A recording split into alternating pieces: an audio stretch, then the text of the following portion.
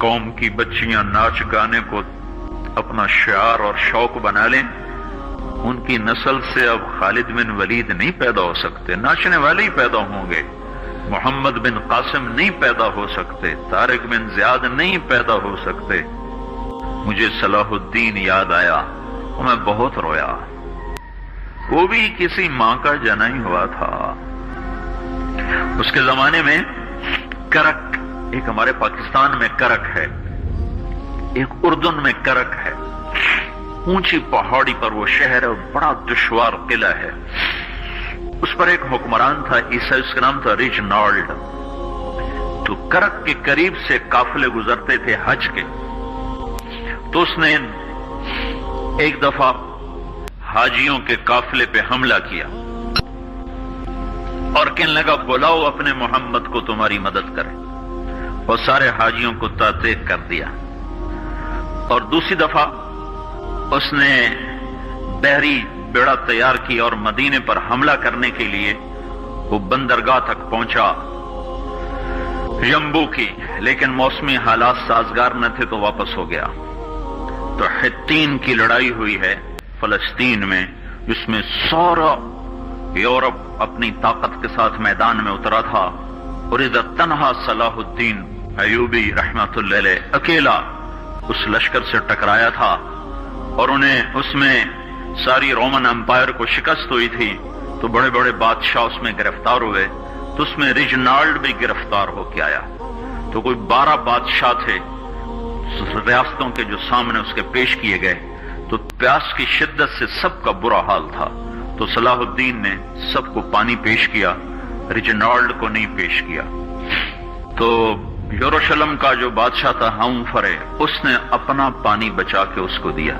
تو صلاح الدین نے کہا یہ پانی تو دے رہا ہے، میں نہیں دے رہا ہوں۔ اسلام میں یہ ہے جب کسی کو پانی پلا دو تو اس پہ تم ہاتھ نہیں اٹھا سکتے، یہ امن کی نشانی ہے۔ تو صلاح الدین نے فوراً اسے کہا یہ پانی تو نے دیا، میں نے نہیں دیا۔ تو پھر انہوں نے ریجنالڈ کو اسلام کی دعوت دی کہ تو مسلمان ہو جا، میں تجھے دعوت دیتا ہوں۔ اس نے انکار کر دیا، کہا میں نہیں ہوتا۔ تو انہوں نے کہا میں نے تیرے قتل کی 2 دفعہ قسم کھائی تھی، ایک جب تو مدینے پہ حملہ آور ہوا تھا تو میں نے قسم کھائی تھی میں تجھے اپنے ہاتھوں سے قتل کروں گا، اور دوسری دفعہ جب تم نے حاجیوں پہ حملہ کر کے کہا تھا بلاؤ محمد کو، تو میں نے قسم کھائی تھی کہ مجھے اللہ نے موقع دیا تو میں اپنے ہاتھ سے تیری گردن اڑاؤں گا۔ آج محمد کا ادنا غلام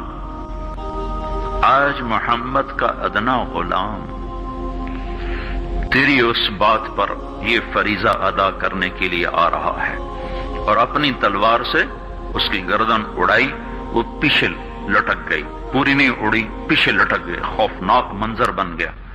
تو سارے بادشاہوں پہ کپ کپی طاری ہو گئی۔ تو صلاح الدین فرمانے لگے ہمارے مذہب میں یہ نہیں ہے، بادشاہوں کے ساتھ ہم بادشاہوں جیسا ہی سلوک کرتے ہیں، پر یہ حدود سے آگے چلا گیا تھا۔ اب مجھے یہ قصہ بھولا ہوا تھا، مجھے انہی حادثوں میں، انہی ہنگاموں میں وہ یاد آیا، تو بعد تنہائیوں میں بیٹھ کے بے بسی کے آنسو بہہ جاتے ہیں، اور اس کے سوا کوئی چارہ نہیں ہے۔ ہماری ساری نسل موسیقی میں ڈوب چکی ہے، جو بدن سرتال پہ تھرکتے ہوں، جو بدن موسیقی کے اوپر ہلتے ہوں، رقص میں آتے ہوں، ان پہ کانٹے ہی اگیں گے، ان پہ صلاح الدین کا پھول نہیں اگ سکتا، ان میں محمد بن قاسم کے پھول نہیں اگ سکتے۔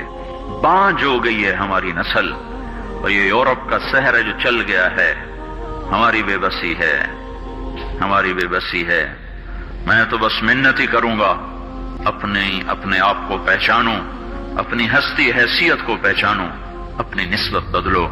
تمہاری نسبت یورپ کے ساتھ ہو کے اگر موت آئی بے قیمت ہو جائیں گے، اگر مدینے والے کی نسبت مل گئی تو حضرت فاطمہ کے دائیں بائیں تمہیں بھی کھڑا کر دیا جائے گا، حضرت خدیجہ کے دائیں بائیں تمہیں بھی کھڑا کر دیا جائے گا۔ یہ چند دن ہیں، صبر کر لو، گھٹ گھٹ کے مر جانا ہی بیٹیوں کی روایت ہے۔ مشرق کی بیٹی، اس نے گھٹ گھٹ کے مرنا ہی سیکھا ہے۔ ہاں، یہ آزادی، یہ آوارگی، یہ مغرب کی عورت کا خاصہ ہے۔ اور 18ویں صدی تک مغرب میں بھی کوئی عورت ایسے ننگی نہ تھی، اور گھر کی زندگی تھی۔ اس ویڈیو کو شیئر کریں اور مزید ویڈیوز کے لیے ہمارے چینل کو سبسکرائب کریں۔ شکریہ۔